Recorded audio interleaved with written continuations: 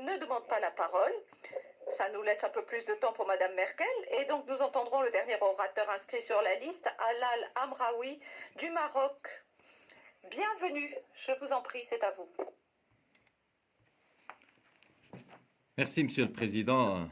Nous vivons la plus grande épreuve subie par notre monde depuis des décennies, dans un contexte de plus en plus mondialisé dans la lutte contre le Covid. Et alors que le nombre de personnes vaccinées et donc immunisées augmente jour après jour, se pose la question de ces certificats et passeports censés nous permettre de reprendre une vie normale à l'intérieur de nos frontières qu'au-delà. Nous aspirons tous à une immunité collective qui permettrait le redémarrage des secteurs aujourd'hui profondément sinistrés de l'économie, comme le tourisme, l'événementiel, l'import-export, mais aussi des activités aussi basiques que la restauration, les cinémas ou l'industrie des spectacles. Mais force est de reconnaître que la définition et les contours de ce précieux document restent toujours flous et mal définis. Les personnes ayant validé leur immunité, surtout ceux vaccinés, commencent à se poser des questions sur leur mobilité. Continueront-ils à être soumis aux restrictions de circulation?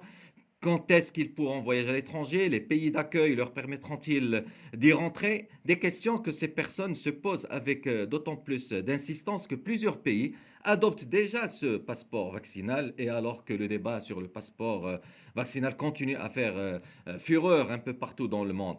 Il convient de rappeler qu'un certificat de vaccination n'est pas une première mondiale. Le règlement sanitaire international exige un certain nombre de vaccins, comme l'a rappelé un certain nombre de collègues, notamment dans les zones tropicales. Actuellement, nous sommes devant une nouvelle maladie virale qui pose beaucoup de problèmes à l'humanité. Ce genre de mesures, comme ces certificats, est tout à fait légitime. Il repose non seulement sur le bénéfice individuel, mais sur celui de la collectivité, c'est-à-dire faire barrage à la propagation de la maladie afin de nous prémunir et de prémunir nos semblables.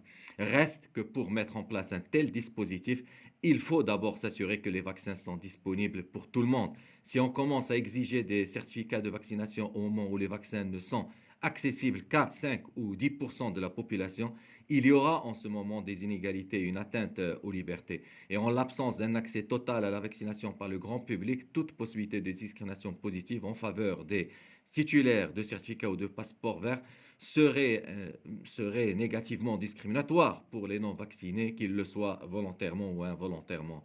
Une autre inquiétude soulevée par ce passeport vaccinal concerne l'utilisation des données sanitaires personnelles. Celles-ci pourraient en effet être exploitées à bon ou mauvais escient, notamment par les majors de la Big Pharma. Enfin, pour réussir ce défi, il faudrait que tous les pays du monde coopèrent, ce qui est loin d'être le cas pour l'instant. Merci pour votre attention.